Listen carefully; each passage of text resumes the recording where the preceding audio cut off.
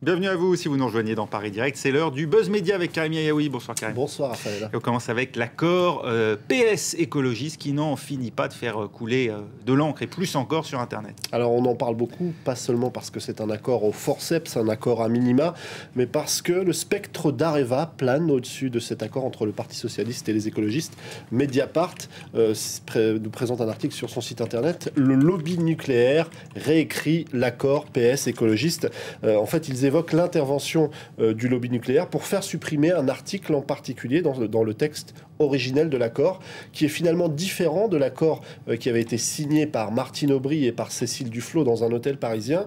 Et en fait, ce qui est choquant, souligne Mediapart, c'est que le texte a été modifié après que l'accord ait été signé en quelque sorte. Et en fait, ce paragraphe, je vais vous le montrer du côté de Libération, concerne le MOX. Le MOX est un combustible de centrale nucléaire particulièrement toxique et nocif d'après de nombreux spécialistes et aussi d'après de nombreux écologistes. Alors aujourd'hui, il est employé dans 20 des 58 centrales nucléaires françaises et notamment pour le fameux EPR, le réacteur nucléaire de troisième génération qui peut fonctionner à 100% au MOX. Et là, on comprend pourquoi Areva ne veut pas voir cette filière MOX neutralisée. Alors Henri Proglio dément totalement être intervenu du côté du Parti Socialiste ou du côté des écologistes, mais ce mercredi, Areva reconnaît être entré en contact avec Bernard Cazeneuve, qui est en fait un des porte-parole de François Hollande, pour lui faire part de ses craintes évidemment graves d'après Areva, concernant des conséquences économiques, industrielles et même environnementales dans le nucléaire civil si tout ça devait être confirmé dans cet accord. Ce paragraphe a été enlevé et aujourd'hui beaucoup se demandent que reste-t-il de cet accord.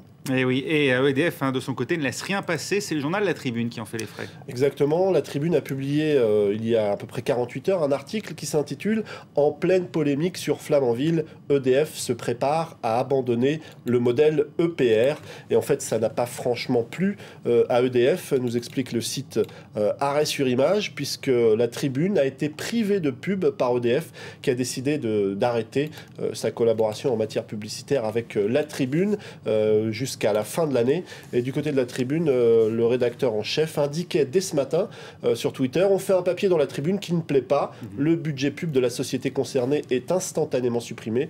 Maintenant, on sait que cette société concernée, c'est EDF qui est plutôt sous tension en ce moment.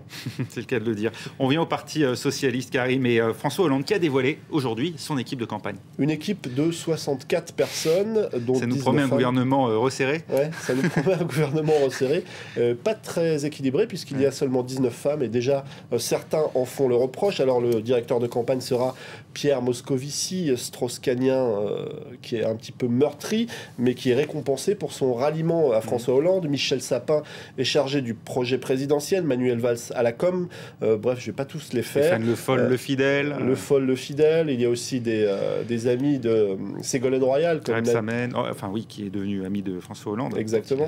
Donc on ne va pas tous les faire, mais en tout cas, l'exercice de constituer une équipe de campagne, nécessite toujours un certain doigté. C'est un peu un exercice d'équilibriste, explique Atlantico, qui nous dit comment on constitue son équipe de campagne en 3 leçons. Alors il y a une première logique politique qui intervient là-dedans. Elle doit non seulement intégrer des proches, mais aussi être suffisamment large pour éviter qu'il y ait des couacs. Ensuite, la deuxième logique est technique. Une équipe de campagne ne peut pas se résumer à des couleurs politiques. Il faut aussi des compétences et aussi, vous l'évoquiez il y a quelques instants, ça ne doit pas être une armée mexicaine parce que ça peut tourner à la cacophonie. 62, c'est peut-être un petit peu beaucoup. Oui, et à ceux qui reprochaient à François Hollande de ne pas savoir trancher, on peut dire qu'en tout cas, il a apporté de l'eau à leur moulin aujourd'hui. Il n'a pas tranché dans le vif.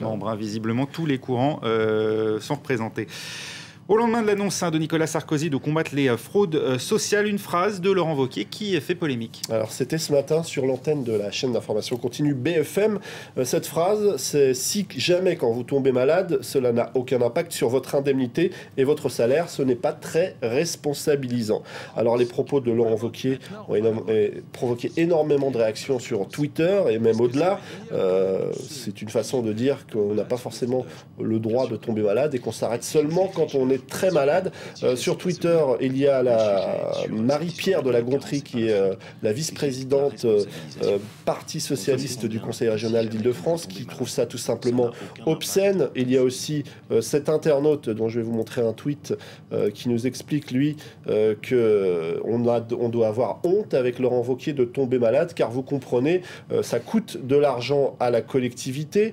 Et puis il y a celui-ci qui nous dit simplement: tomber malade, ce n'est pas être responsable. Je propose à Laurent Wauquiez qu'il vienne redire ça au Téléthon. Donc voilà, vous voyez, il y a pas mal de réactions autour de cette phrase qui en a choqué certains, mais on voit bien que Nicolas Sarkozy a envoyé ses fantassins en première ligne. Et on termine, Karim, avec la nouvelle campagne de Benetton. La polémique, et on le sait évidemment avec la marque, n'est jamais loin. Et la dernière campagne de pub le prouve.